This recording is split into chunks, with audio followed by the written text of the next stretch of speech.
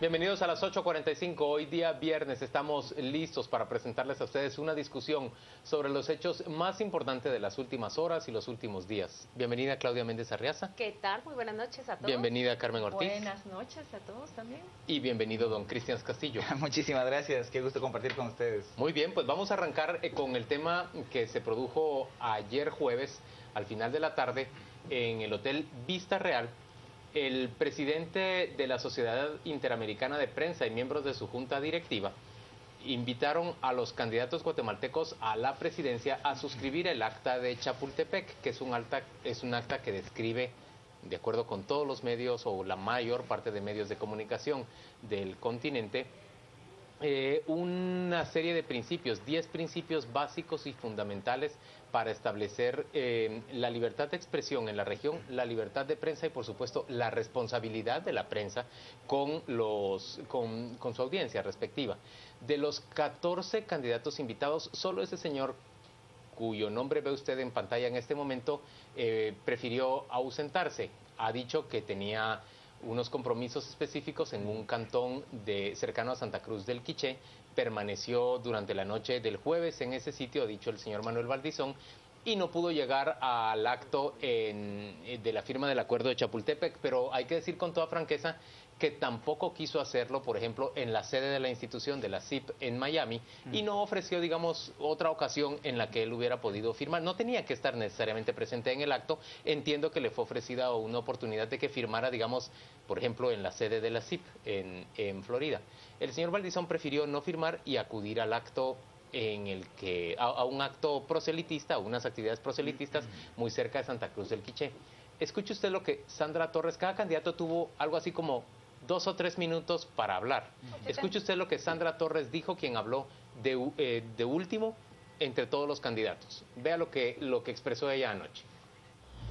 Pero aprovecho para alertar a la CIP acerca de los riesgos y amenazas que hoy se está viviendo en Guatemala sobre estos sagrados derechos, por fuerzas políticas inescrupulosas que se han dedicado a intimidar a periodistas y medios de comunicación, así como la divulgación de campaña negra en contra de algunos candidatos, y quiero hacer público en contra de mi persona. Pero más allá de lo personal, me preocupa que el país esté en riesgo. Me preocupa que la libertad de prensa y la libertad de expresión hoy esté en riesgo.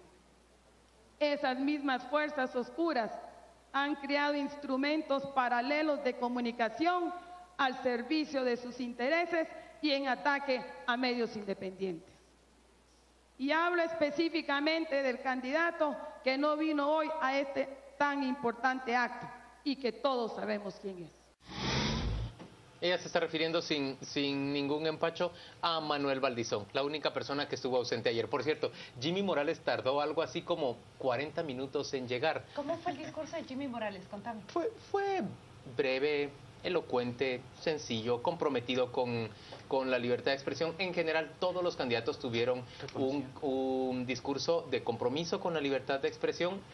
Algunos de ellos hicieron lo que se puede considerar reclamaciones o digamos, presentaron sus quejas. Por ejemplo, Miguel Ángel Sandoval, que se considera en buena medida excluido. Aníbal García, el otro candidato de la izquierda, que también habló de exclusión. Alejandro Yamatei habló también del uso del abuso de la libertad de expresión por parte de medios y de periodistas, pero todos en general, todos ofrecieron su respaldo y su compromiso para el respeto al libre ejercicio del periodismo. Suri Ríos citó a Nelson Mandela, por cierto. Miren, ¿por qué es importante un acto como el que se produjo el día de ayer en la ciudad de Guatemala?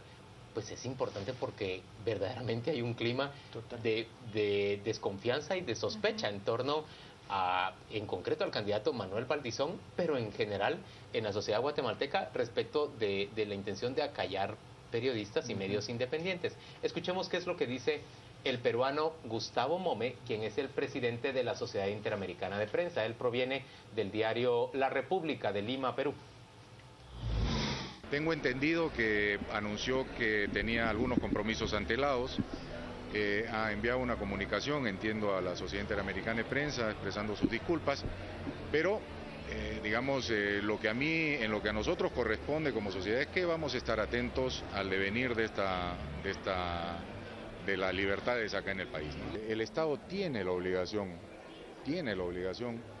de defender a los periodistas y de crear escenarios para el libre ejercicio de la profesión. Lo peor que pasa, lo peor que ocurre es la impunidad. La impunidad lo que está produciendo es que se vuelvan a repetir estos casos. Pero no solo está en manos de los estados y los gobiernos, nosotros tenemos una herramienta muy fuerte para combatir eso, y es que cuando asesinen un colega, lo que debemos hacer es recoger sus denuncias, porque lo que persiguen es silenciarlo. Y tenemos que decirles y responderles a todos muy claramente de que cuando ellos asesinen a un periodista no van a silenciar la denuncia, van a multiplicarla. Muy bien, señores, eso es lo que ha dicho Gustavo Mome. El presidente de la CIP se ha referido en concreto a las excusas de Manuel Valdizón. Como les digo, Valdizón el día de hoy, viernes, ha hecho más explícitas esas excusas y ha dicho: yo he preferido estar con el pueblo en Santa Cruz del Quiché y no en la ciudad de Guatemala. Eso le ha dicho a los vecinos de aquel lugar, y ha dicho que, bueno, no podía dividirse y estar en dos sitios al mismo tiempo. Ahora bien, la presencia en ese acto era una presencia de carácter nacional. No era no estar con el pueblo. Simplemente era un mensaje en el cual él manifestaba una posición no de cara a un espacio geográfico, que sería la ciudad, sino de cara a un derecho humano de cualquier ciudadano del mundo. Así es. Y su ausencia es un gran mensaje. Eso yo creo que es un gran mensaje. Habla de la verdad de Manuel Valdizón, habla realmente de quién es él. Hemos visto cometer errores estratégicos uno tras otro a este señor, y no ha tenido ningún pudor en hacer striptease delante de la ciudadanía cada vez que hace que comete este tipo de errores, ¿verdad? Finalmente lo que vamos viendo es si realmente es un demócrata o no es un demócrata. Tenemos que considerar que hay estudios serios, hay estudios sólidos. El informe de observación de amenazas e intimidaciones a periodistas de Cerigua da cuenta cómo la situación de vulnerabilidad de los periodistas va deteriorándose cada vez más en el país. Yo creo que tenemos que atender a eso. También tenemos que atender a otro factor sumamente importante, y es, ya el señor Valdizón le declaró la guerra al señor Velázquez. Eventualmente podríamos pensar ante un triunfo, eventual triunfo del señor Valdizón, posiblemente la CICIG ya no continúe en el país. ¿Quiénes son los que ejercen esa labor de investigación, de denuncia en el país, de información a la ciudadanía? Los medios de comunicación. Es decir, una cuestión y una actitud está directamente atada a esta falta de apoyo y el no quererse comprometer. Y un pequeño dato a lo que Carmen dice.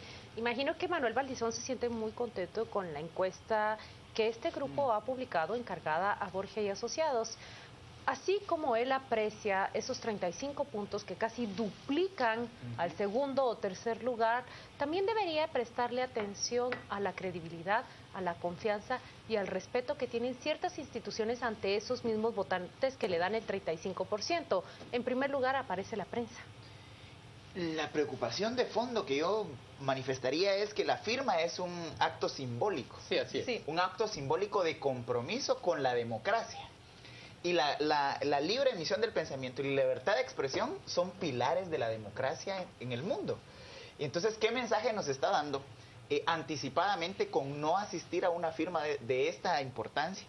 Y el otro elemento que preocupa es cómo, además de los medios que la misma señora Sandra Torres planteaba, de los medios con los que cuenta, además es muy claro el control que ejerce sobre una red de cables en el interior de la República.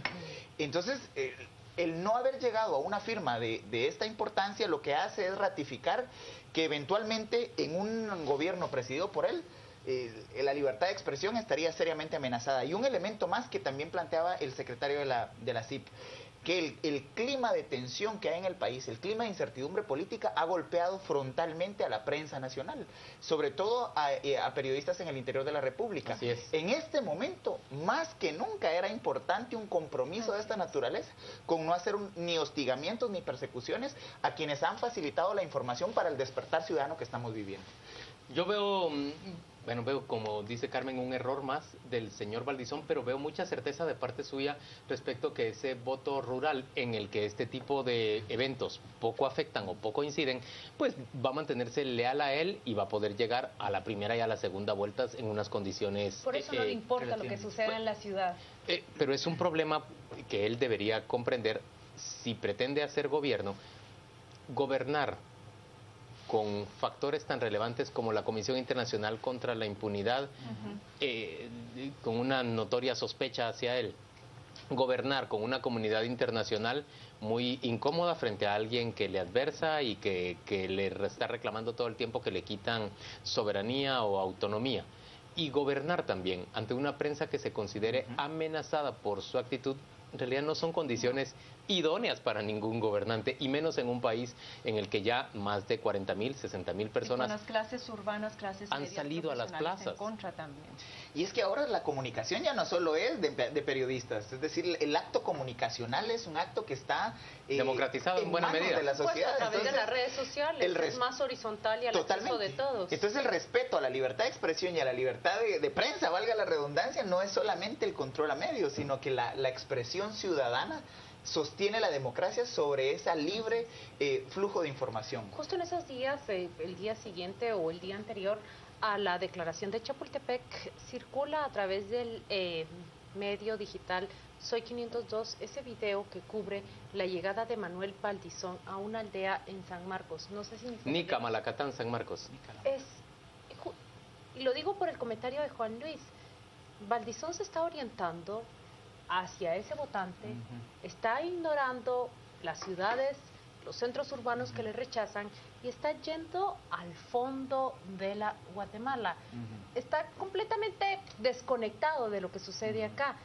Pero, ¿cómo se nota que para ser un candidato presidencial se requeriría adoptar una cualidad, un carácter presidencial? No se es presidente únicamente de esos sectores, no se es líder únicamente de esos lugares, se debe ser líder a nivel nacional. Y esa nacional. Es la imagen que se debe tratar de vender en cualquier contienda electoral, es decir, venderme yo tal como soy ante la ciudadanía.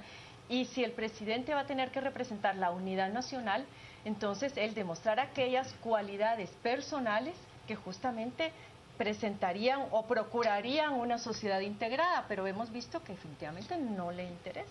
Vamos a ir a la pausa comercial en ese momento, volvemos dentro de muy poco para que Claudia nos presente un segmento sobre jueces y juzgados, justicia en términos generales. Gracias por acompañarnos y por favor no cambie usted de canal.